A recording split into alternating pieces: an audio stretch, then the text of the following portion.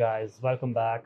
मेरा नाम है गगन राणा और आज मेरा बस ऐसे ही आप सभी से कुछ बात करने का दिल हुआ तो just let's just get started about what we are going to talk about. So right now कहानी की शुरुआत करते हैं कोविड-19 के बाद से। कोविड-19 के समय मैं अपने फर्स्ट ईयर में था, कॉलेज के फर्स्ट ईयर में था और उस समय सब कुछ ठीक जा रहा था। मैं हॉस्टल के दिन को एंजॉय कर रहा था और जैसे ही हमारा सेकंड ईयर में जाने का टाइम हुआ, कोविड-19 लग गया। सारे कुछ कॉलेज, स्कूल, हमारे सारे काम बंद हो गए, सारे ऑफिसेज़ बंद हो गए, सारे हॉस्पिटल्स बंद हो गए, सारी सड़कें बंद हो गई और हम सभी को अपने घरों में रहना पड़ा ताकि हम कोरोना की चपेट में ना आ जाएँ। और उस समय मैं था कॉलेज में और मैं काफ़ी अलग-अलग चीज़ें सीख रहा था। जैसे मैं कोडिंग सीख रहा था, फ़ोटोग्राफ़ी सीख रहा था, ग्राफ़िक डिज़ाइनिंग सीख रहा था और वेब डिज़ाइनिंग सीख रहा था। तो वो सारी चीज़ें मैं उस समय सीख रहा था कॉलेज के टाइम और उसके साथ-साथ मेरी कॉलेज की पढ़ाई चल रही थी। और फिर कोविड लॉकडाउन ओवर होता है, हम वापस अपने नॉर्मल वर्क शेड्यूल में आ जाते हैं। और मैं उस टाइम मैं कुछ ऐसा ख़ास नहीं कर रहा था। उस टाइम लगभग कॉलेज के थर्ड ईयर के आस-पास हमारा कोरोना का दौर जाना शुरू हो चुका था और जैसे ही हमारे थर्ड ईयर के एग्ज़ामिनेशन ओवर हुए और मैं यूनिवर्सिटी में एंटर हुआ, कोरोना का तो नामो-निशान मिट गया था, कोई लॉकडाउन नहीं था, कोई हमें क्वारंटाइन नहीं किया जा रहा था, कोई बीमारी का नामो-निशान नहीं रह गया था। और फिर मेरी यूनिवर्सिटी लाइफ़ शुरू हो गई और यूनिवर्सिटी लाइफ़ में आपको पता ही है कि कैसी-कैसी चीज़ें होती हैं, हम नए-नए लोगों से मिलते हैं, काफ़ी अच्छे-अच्छे लोगों से मिलते हैं, नई-नई चीज़ें सीखने को मिली, नए-नए लोगों से मिलने का मौका मिला। और मैं मास्टर्स कर रहा था कॉमर्स में यूनिवर्सिटी से ही, हिमाचल प्रदेश यूनिवर्सिटी से और काफ़ी अच्छा एक्सपीरियंस रहा। 2 साल मतलब हँसते-खेलते निकल गए और पता ही नहीं लगा कि ये सारा टाइम कब ओवर हो गया। काफ़ी सारे दोस्त बनाए, ऐसे काफ़ी ज़्यादा दोस्त बने यूनिवर्सिटी से ही और वो सारे अब अलग-अलग जगह पर जा रहे हैं, तो एक नेटवर्क अपना थोड़ा-सा बढ़ जाता है, नेटवर्क थोड़ा-सा बड़ा हो जाता है। लेकिन जो मेरा मुद्दा है आज बात करने का वो ये है कि हम कन्फ्यूज़ हो जाते हैं काफ़ी बार कि अब हमारी यूनिवर्सिटी ओवर हो गई।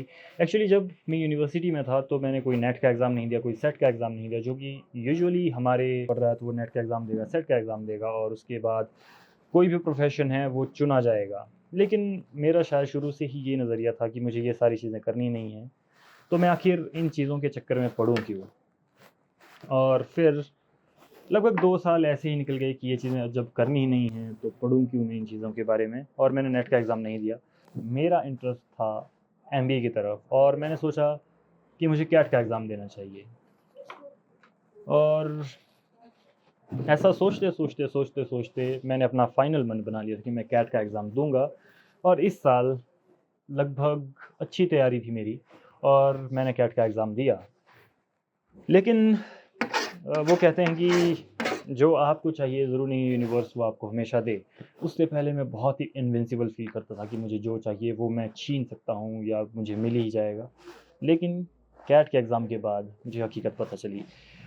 इतना ज़्यादा समय देने के बाद, इतनी ज़्यादा मेहनत करने के बाद, इतनी ज़्यादा कोशिशें करने के बाद भी जब मैंने देखा कि मेरा कैट के जो मार्कशीट है उसमें मेरा स्कोर अच्छा नहीं आ रहा है, तो अब मुझे अपने इस डिसीजंस पर थोड़ा शक होना शुरू हो रहा है। अब हो सकता है कि आप में से भी काफ़ी ज़्यादा लोगों के साथ ऐसा हो रहा हो कि आप भी अपने कुछ डिसीजंस लेने में कुछ दिक्कत महसूस कर रहे हों और मतलब ऐसा हो सकता है कि आप सभी भी कुछ ना कुछ ऐसे अभी अपनी लाइफ़ के डायलेमा में फँसे होंगे कि अब आपको क्या करना है, आपको अपनी लाइफ़ कैसे जीनी है। आप सभी वो सभी बातें सोच रहे होंगे। तो कैट के एग्ज़ाम के लिए अच्छे से 2-4 महीने अच्छे से प्रिपेयर करने वाला था, उससे पहले भी मैं कुछ ना कुछ प्रिपरेशन चली हुई थी मेरी लगातार। लेकिन मैं उतना अच्छा स्कोर नहीं कर पाया। हालाँकि मॉक्स में मेरे मार्क्स इम्प्रूव हो रहे थे, काफ़ी अच्छे से इम्प्रूव हो रहे थे। वहाँ पर मेरा कंपोज़िट स्कोर बहुत हिल गया और जो मेरी उम्मीदें थी एक तरीके से कि एमबीए करनी है या कहीं किसी अच्छे आईआईएम से या किसी अच्छे कॉलेज से एमबीए करनी है, तो वो सारे ड्रीम्स भी एक तरीके से टूट जाते हैं। और फिर अब एक कन्फ्यूजन शुरू हो जाती है कि यार अब हम एमबीए भी नहीं कर रहे हैं और कोई पढ़ाई भी आगे नहीं कर रहे हैं। ना कोई एग्ज़ाम दिया है, तो अब आखिर करें तो करें क्या? और मेरा पहले से ही ऐसे किसी सरकारी जॉब में इस तरीके का कोई इंटरेस्ट था नहीं। तो अब असली डायलेमा शुरू होता है। अब मुझे ऐसा लगना शुरू हो गया है कि जो भी पिछले 4-5 साल चीज़ें की गई, वो सारी टाइम वेस्ट थी और उनसे मैंने कुछ नहीं सीखा या मैं अपनी गलतियों से कुछ नहीं सीख पाया। तो ये सारी चीज़ें शायद आप सभी भी फेस कर रहे होंगे और मुझे पूरा यकीन है कि आप लोगों में से काफ़ी ज़्यादा लोग ऐसे होंगे, जो ऐसी चीज़ें फ़ील कर रहे होंगे। और आई थिंक ये काफ़ी नॉर्मल भी होगा जो हमारी एज के जो 18 से 25 या 23-24 साल के लड़के होते हैं या लड़कियां होती हैं, उन सभी के लिए काफ़ी नॉर्मल होता होगा ये कंफ्यूज होना, क्योंकि इस समय हमें पता ही नहीं होता कि हमें जाना किस डायरेक्शन में है। और एक जो डायरेक्शन थी वो तो ऑलमोस्ट फ़िलहाल के लिए अभी कोई स्कोप नहीं दिख रहा। उसके बाद मैंने सोचा कि ज़रा जो अपनी हॉबीज़ हैं लगभग, जैसे मेरा फ़ोटोग्राफी में इंटरेस्ट है, मेरा बेकिंग में इंटरेस्ट है, या वेब डेवलपमेंट में मेरा इंटरेस्ट है, और I have developed love for reading after when I was preparing for my CAT examination. और अब मुझे पढ़ने में भी काफ़ी मज़ा आ रहा है, और अगर ये पढ़ने में मज़ा मुझे जब मैं स्कूल में हुआ करता था तब आता तो शायद आज बात ही कुछ और होती। और हो सकता था कि मेरी रीडिंग स्पीड काफ़ी अच्छी हो जाती, और अब हो सकती, ये बातें हम कंट्रोल नहीं कर सकते क्या हो सकता था। हम अब सिर्फ ये कंट्रोल कर सकते हैं अब हमें करना क्या है। और मुझे भी ऐसा लग रहा है कि फ़िलहाल अभी कुछ दिन मैं अपनी हॉबीज़ पे ध्यान दूँ। जो मेरी हॉबीज़ हैं लगभग एक्सप्लोर करना ही सोच लीजिए, कि थोड़ा-थोड़ा टाइम इनमें दे के देखता हूँ कि मज़ा आ रहा है असली में कि नहीं आ रहा है। और जैसे कि अभी मैं बेकिंग एक्सप्लोर कर रहा हूँ और फ़ोटोग्राफ़ी एक्सप्लोर कर रहा हूँ कि कैसे क्या किया जाए। तो आई थिंक ये सारी एक्सप्लोर करने की बातें हैं। और आई थिंक समय के साथ-साथ हम काफ़ी चीज़ें सीखेंगे और फाइनली हम फाइंड आउट कर ही लेंगे कि आखिर हमें करना क्या है और कैसे करना है। तो बस शायद यही बात थी जो कि मैं आप सभी के साथ शेयर करना चाहता था। और क्या आप मुझे बता सकते हैं कि आप इस अनसर्टेनिटी से कि अब करना क्या है, आप इससे फाइट कैसे करते हैं? और कई लोग हैं जो कि they start shooting in all the direction or different directions, and then they try to see which thing is working for them and which thing is not working for them.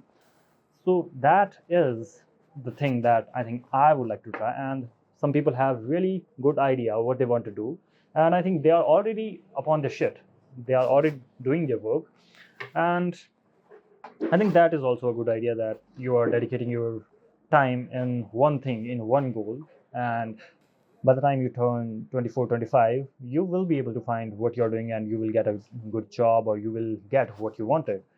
But some of us might not get what do we want, what we wanted, and we have to fight much more. And I think that is what we have signed up for. This is the confusion we have signed up for, और यही सब चीज़ें हैं जिनके लिए हमने sign up किया है, और शायद यही रूट है जो हमें हमारी डेस्टिनेशन तक ले जाएगा।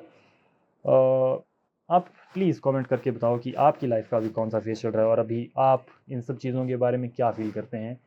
क्यों कैसे आने वाली इस अनसर्टेनिटी को कैसे हम टैकल करें? तो ठीक है guys, thank you very much for watching. I will see you in next one. Bye bye.